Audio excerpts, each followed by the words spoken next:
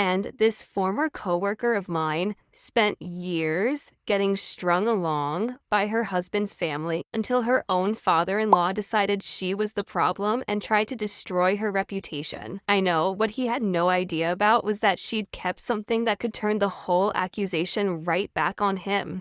Because by the time I knew this woman, she'd already been through the worst of it.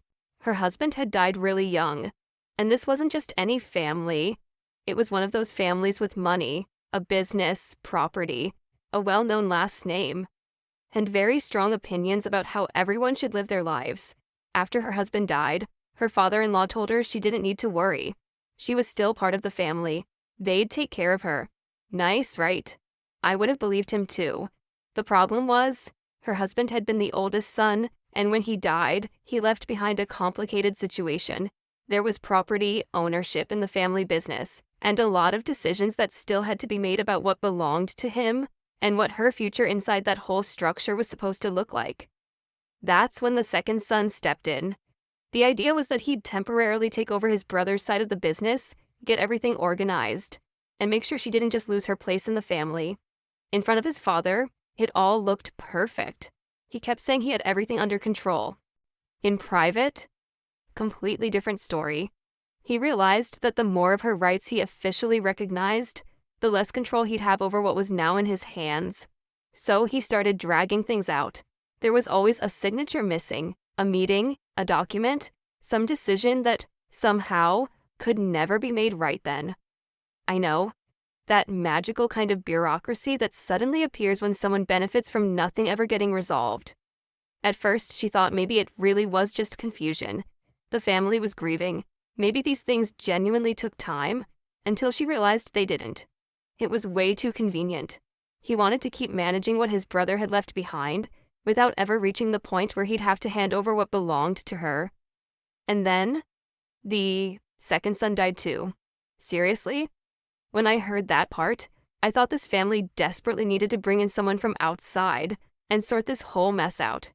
Now there was only the youngest son, but he was still young and barely had any real position in the company. So the father-in-law sat her down. He said the younger son needed time to grow up, learn the business, and take on more responsibility.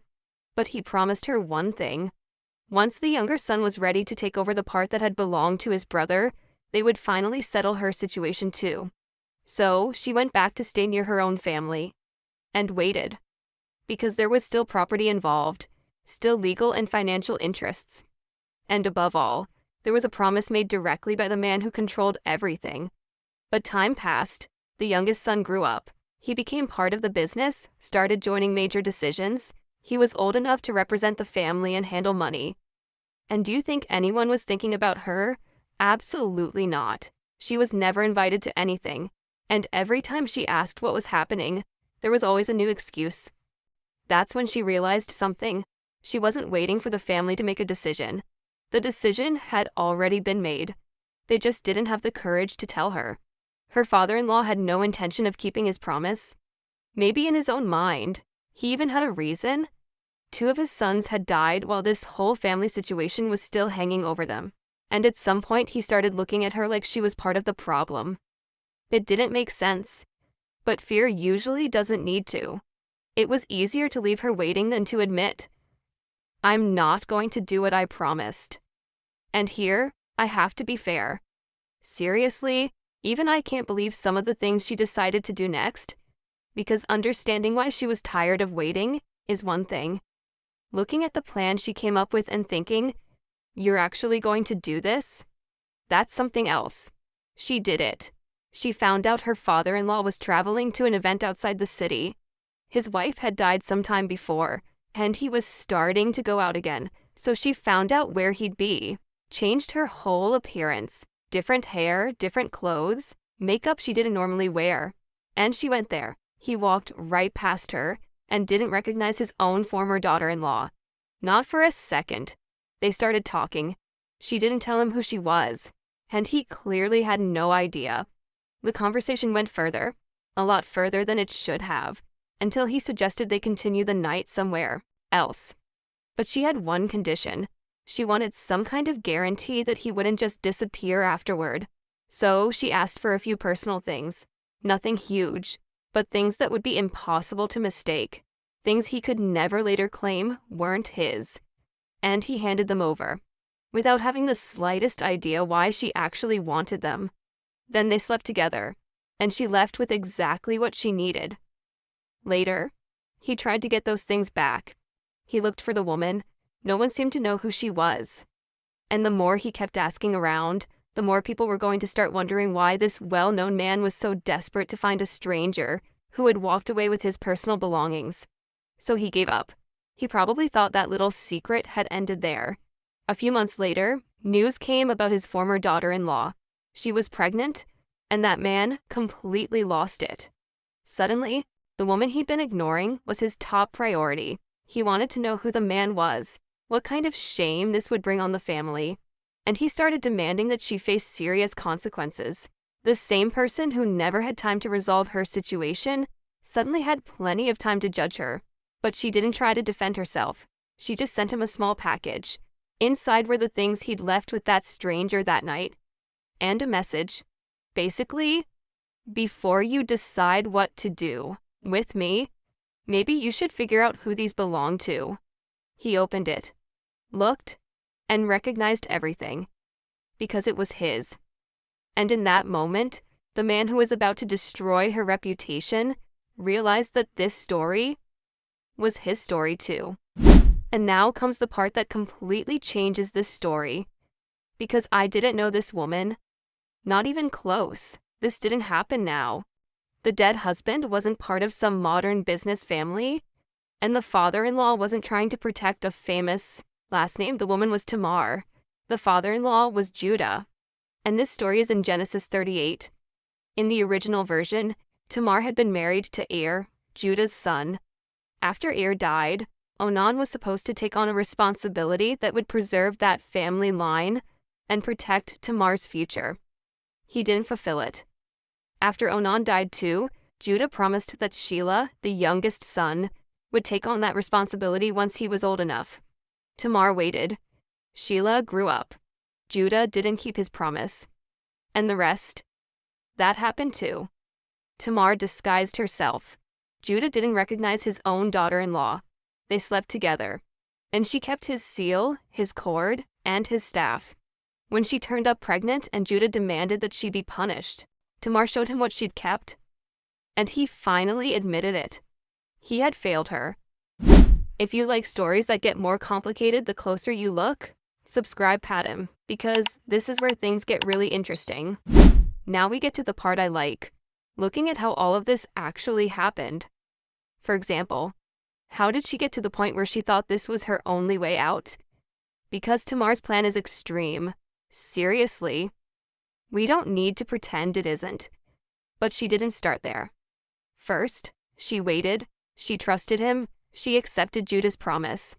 And she let him control the timeline. That's the important part. Judah never had to say, "I'm not going to do it." He could just keep delaying. As long as Tamar believed Shelah would eventually become part of the solution, she would keep waiting. And that was much easier than making a final decision. Maybe Judah genuinely believed he was protecting his youngest son. But if that's true, he turned his own fear into a life on hold for her.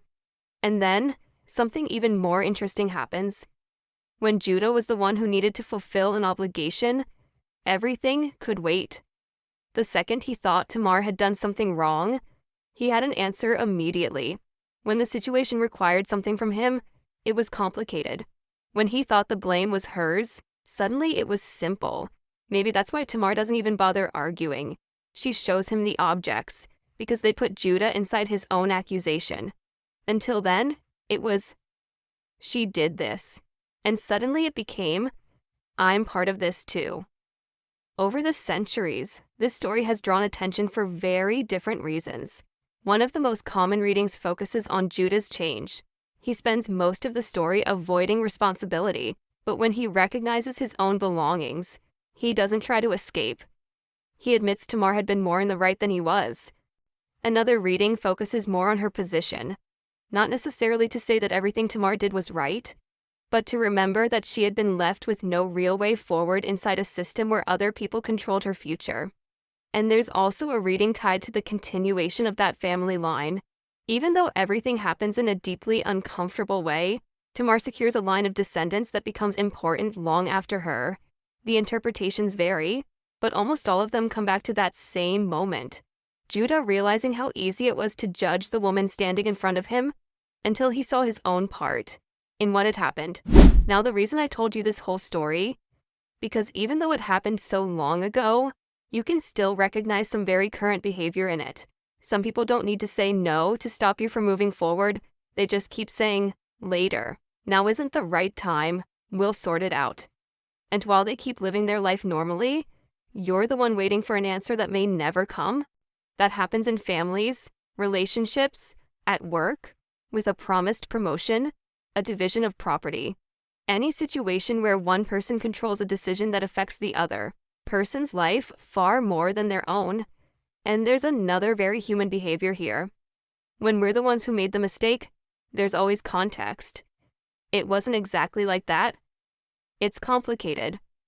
When it's someone else, suddenly everything looks very simple. Maybe some situations only change when it becomes impossible to keep pretending the problem belongs entirely to someone else.